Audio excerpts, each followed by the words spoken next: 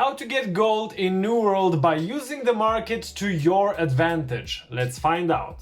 This is going to be the first of many economy guides I'll be pushing out for New World, which means I'll be trying to explain everything in as much detail as I can, so people who are used to MMOs or are brand new to them can understand as well. Before we start, you should know that the market within New World is currently very volatile and prices do fluctuate a lot.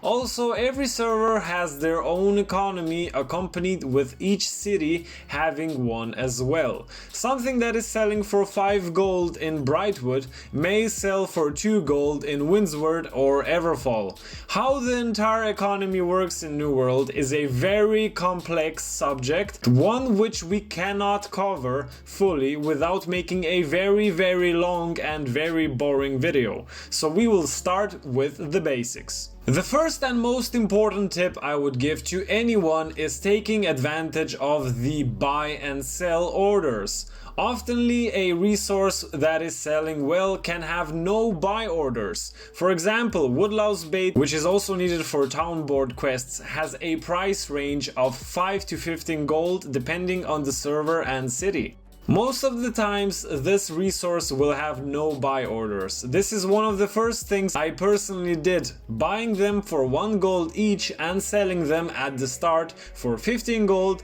which later on boiled down to 5 gold per piece. Which meant I was making 5 to 10 times the money on each bait I sold, and the best part is that this method requires little to no work. Just an occasional check on the market regarding buy and sell orders. This of course works for other resources such as star metal ingots, game meat, dragon glory flour and so on. The best you can do is do a little research on a specific resource and start taking advantage of it to help fill your wallet. Another tip I'd give is using your high skill level within a specific profession to make a profit, such as cooking. Often-wise, combining materials together doesn't demand a high-skilled profession. Cooking oil, for example, sells for 15 to 25 gold. You need 1 nut and 2 pieces of fish oil to make it. Since fish oil prices range from 3 to 6 gold and nuts are generally easy to find or go for around 1 to 2 gold on the market, you can quickly figure out that by combining these resources into cooking oil at the kitchen workshop for 8 to 12 gold and selling the end product for 15 to 25 gold, you're already making a profit without doing anything really.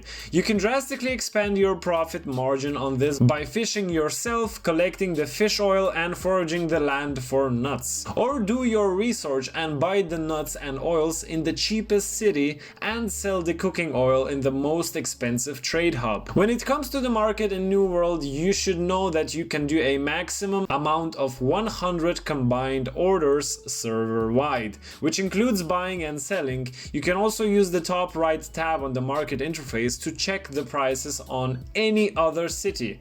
For anyone that doesn't know yet, you can also use the price indicator on any resource to see the cheapest or most expensive trades available. This is obviously just scratching the surface of your potential to make money within New World. And especially early game, people tend to not know the prices of certain items and resources. Keep in mind that resources used for town board quests are generally more expensive, since people rush them by buying the materials directly off the market.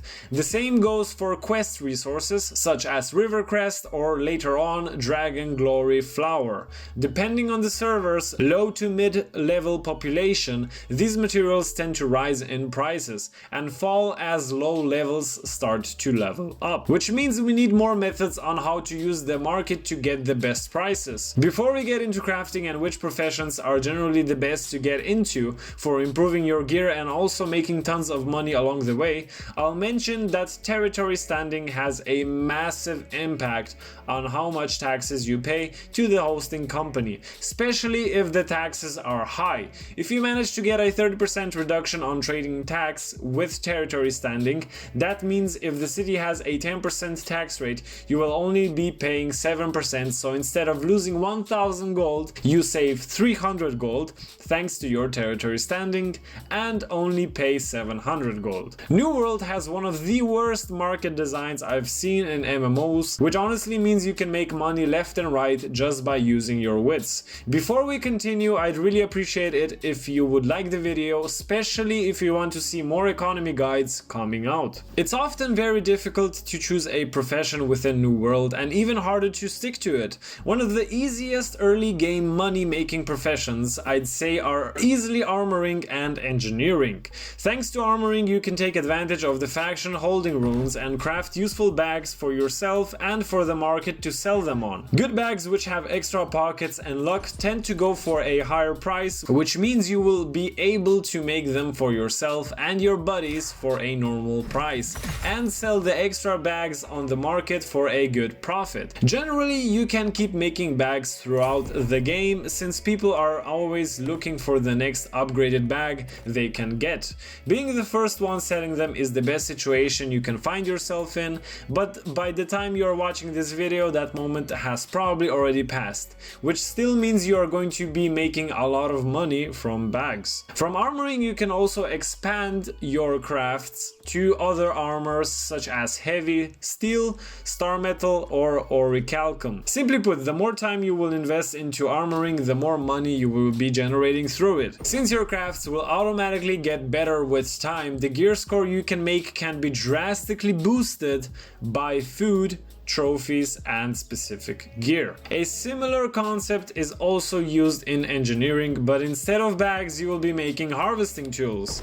I think this profession is more beneficial since you have 4 types of tools to make and you can make more money consistently by focusing on making the tools that are in high demand. For instance, if steel pickaxes are selling for 15 to 25 gold and steel logging axes are going for 100 to 150 gold, obviously you're not gonna bother with pickaxes and make a batch of full Azoth logging axes. Before each batch you make, you should check the market on which tools are in high demand. Also keep in mind, if you get a tool with luck, Azoth and harvesting yield, it's way more valuable. People tend to look for increased luck combined with Azoth. Last tip, but just as important, is having Azoth. Azoth can be obtained randomly throughout killing mobs or by gathering with a tool that extracts Azoth. I personally just clear a bunch of corruption portals to top up quick or sign up for any upcoming wars or invasions where you can normally get 400 Azoth.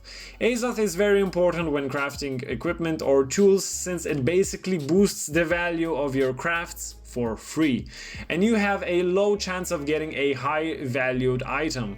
For example, a bag with extra pockets is worth 1000 gold more than a bag without them. Things to remember: always check the prices on the market at least once a day so you get a general feeling where the prices are heading and can better understand how to price your crafts. Always use full Azoth when crafting anything you want to sell. Always do buy orders when buying something and sell orders when selling. You will save a ton of money just by doing this. Pick your crafting skill and stick to it until you reach 200. And of course, don't forget to have fun. Don't get too caught up in grinding, rather enjoy the game and make a few extra bucks along the way. Thank you guys for watching. If you have any questions, leave them in the comments below. Hit that like button if you haven't already and subscribe with the bell so you don't miss out on all the videos coming soon. As always, I will see you next time.